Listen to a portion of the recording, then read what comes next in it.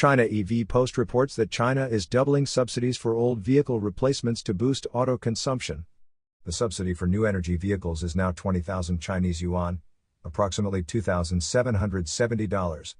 For fuel vehicles with engines of 2.0 liters and below, the subsidy is increased to 15,000 Chinese yuan, or about $2,080. Deutsche Bank analysts believe this will benefit lower-priced models most. Companies like BYD and Leapmotor are expected to gain the most, followed by Xpeng, Geely Auto, Changan, Great Wall Motor, and GAC.